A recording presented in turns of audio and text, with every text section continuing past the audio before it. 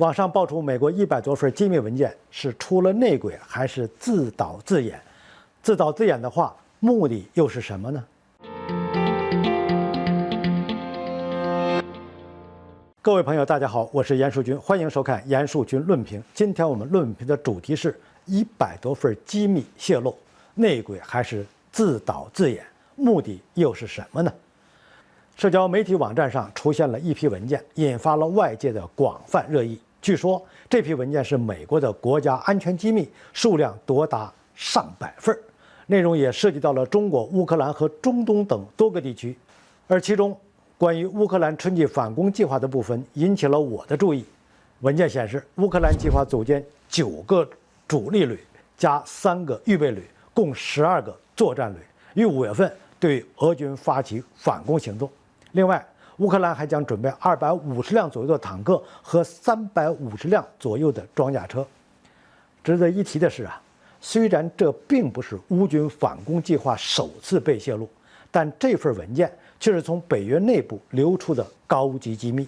五角大楼还因此被迫进行内部调查。由此我们也可以看出，美军确实是很重视这次的反攻行动。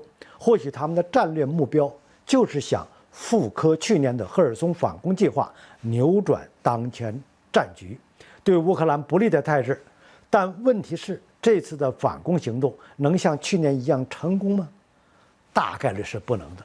复盘一下去年的赫尔松反攻，我们可以发现，乌军之所以能成功，不外乎2个因素：一是乌军的兵力远超俄军，在部分交战区域甚至达到了10倍以上的优势，俄军寡不敌众，没办法，只能撤退。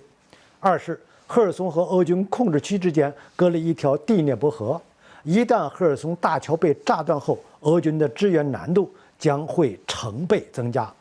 再加上当时冲突已经持续了大半年，各方面都需要休整一下，时间又步入了冬季，俄罗斯国内也出现了一些不小的问题，因此迫于形势，俄军才不得不退守第聂伯河左岸。而在这次的反攻计划里，乌军总共只集结了12个旅的兵力，和俄军相比根本占不到什么优势，又没有天时地利，俄罗斯国内也比较稳定了，更何况反攻计划还被泄露了，俄军必然会加强防守力量。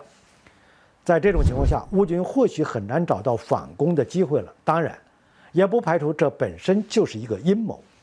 我们都知道，俄乌冲突打到现在，乌克兰的有生力量已经严重不足，即使真的想要反攻，恐怕也组织不起去年那样的规模了。所以，为了能获得兵力上的优势，必须进行一定的战略欺骗。而美军放出的这个泄密情报，有可能就是为了调动俄军的兵力部署，从而找到一个防线薄弱点，使乌克兰能获得以众凌寡的机会。也有可能是美国想分散大家对国内某件大事的注意力，就像当初的流浪气球事件一样，大家都在关注中美之间的口水仗，忽略了俄亥俄州的火车脱轨，致使毒气泄漏事件。现在想一想，一个气球而已，没人引导，怎么会引起那么多的关注？